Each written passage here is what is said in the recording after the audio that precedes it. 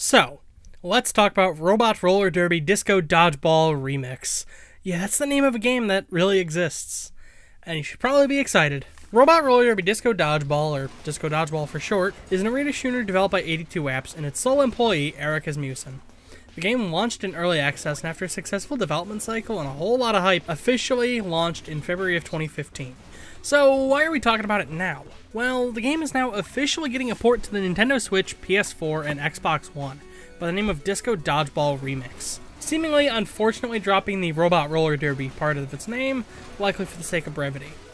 Honestly though, a name that long, just jammed with so many amazing words, it kind of sells itself. The easiest way I can explain Disco Dodgeball is to boot up the game's arcade mode and just show some gameplay. Arcade mode is a roguelike wave shooter where you earn points for eliminating opponents and use those points to collect power-ups to defeat the next wave of opponents. You can go for the straight kill, sure, but Disco Dodgeball revels in trick shots. It's kind of the bread and butter of the game. Showboating by jumping, throwing your ball at the wall, catching it, spinning 360, and slam dunking it on the guy right below you before you touch the floor is the name of the game with Disco Dodgeball, and each trick shot has a special value beyond the stock 50 points a regular throw is worth. In the arcade modes, this is how you earn dodge bucks for special bonus abilities. I say the arcade mode is the easiest of the bunch to get the hang of the game, and that's probably due to the controlled number of enemies per wave, and the bits of slowdown to make the game appear more cinematic and give you an easier chance at picking up throwing dodgeballs. Yeah, that old rule that either beat you in the back or was your saving grace in high school PE, that you can catch throwing dodgeballs to eliminate the thrower, it's alive and well in its disco variant. Speaking of disco, let's just quickly touch on the soundtrack in Disco Dodgeball. It's not disco. It's an EDM soundtrack, but it's an amazing soundtrack, loaded with some great tracks from folks with names like Crate and Adhesive Wamba. Okay. In all seriousness, Disco Dodgeball soundtrack runs hard. It's loud and super catchy, and while at least most of the soundtrack wasn't made for this game, you'd be hard-pressed to argue that with how well the lights in the arenas are synced to the beat, the drops, the pauses, and the music. This is all procedurally handled, so if EDM isn't your jam, you can point the game to a music folder and enjoy any other music you want while you play. Visually, I love Disco Dodgeball. These maps have a very clean, angular, two-color aesthetic to them that flashes in sync with the current music, and it's loaded with lasers and spotlights and just looks beautiful. Though if you're a bit on the photosensitive side, you can disable most of these effects for a low-impact playing experience. I love how these arenas seem to glow with light. And speaking of arenas, there's actually a lot of really cool maps to pick from. They're all super compact with plenty of ramps to fling yourself off of, angled walls for some great ricochets, and as of late, some of the newest maps have even had quarter pipes to get air off of.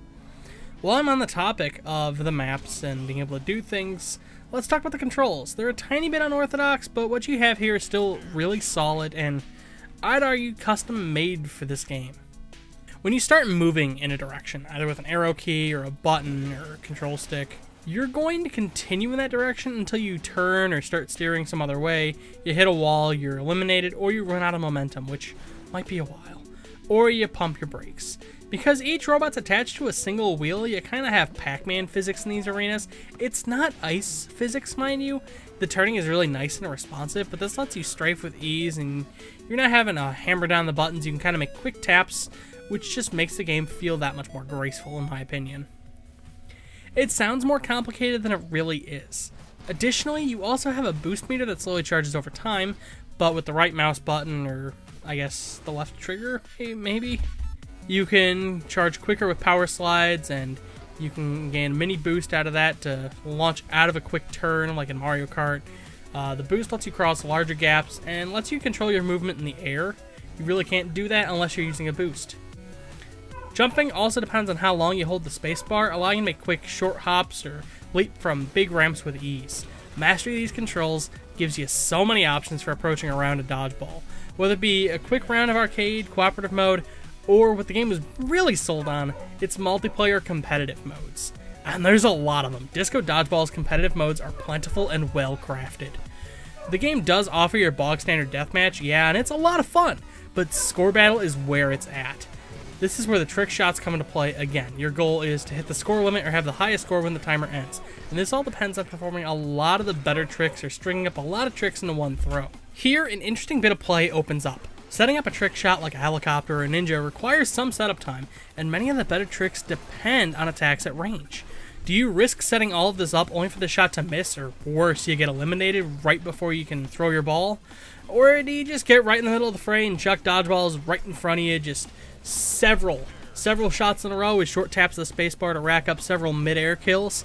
While it's crazy easy to rack up points with trick shot after trick shot, newer players can depend on their limited arsenal of standard throws, mid-air shots, catches, and ricochets to really put pressure on the alley-oop god like helicopter Chavy in the first place. And that's not all there is. One of the other game modes I really enjoy is Hoops, which is this sort of... how do I describe this? Imagine a basketball court set up right in the middle of a skate park. And there's one basketball and 11 dodgeballs. I mean, this is already a crazy analogy. Do I need to say anything? By far, my personal favorite of the match is the more recent Lightning Round. It's a regular death match, so you only need to get kills, but the matches are only 30 seconds long, and you're trying to win 3 rounds before anybody else. It's a lot more hectic than I thought it would be, and it already sounds crazy, and it gets you thinking about every wasted second. No time for fancy trick shots, no time for big air, just get a dodgeball and start your rampage as soon as possible. All of this gameplay so far has just been of the single player modes. You can play the multiplayer stuff with bots, and you can still have a ton of fun. I've sunk 40 hours into this game just doing that.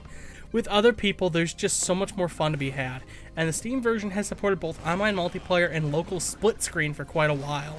It's one of the few games I know of that does split screen, like couch co-op, couch multiplayer on PC.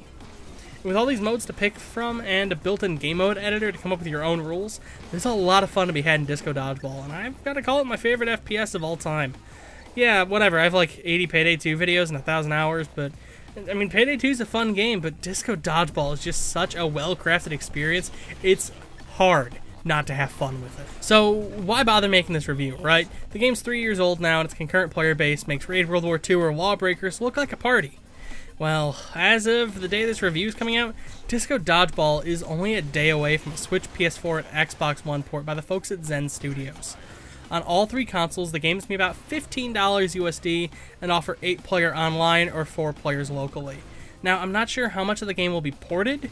Some tweets from Eric imply most of the game's cosmetics are not making the jump to ports, and I'm not sure if the game mode editor will. That might change, and despite that, there's still a lot of good customization and tons of content here. There's still going to be a massive gambit of game modes to play, and these days a 4-player split-screen game like this is hard to come by on the PS4 or Xbox One. So while Disco Dodgeball may have seen the sunset on PC and Eric's gone on to other titles like his new game Factory Town, Disco Dodgeball Remix seems like the perfect injection of new blood this game deserves. I very strongly recommend Disco Dodgeball Remix to console players who have been aching for a fun, quirky arena shooter. It's by far one of the most fun and definitely one of the most quirky. I freaking love this game. I don't know what else to tell you. If you can spare $15, yes. Yes, final verdict, yes. If you like this video and you'd like to see more, I'd recommend subscribing. Patreon and social media links are in the description.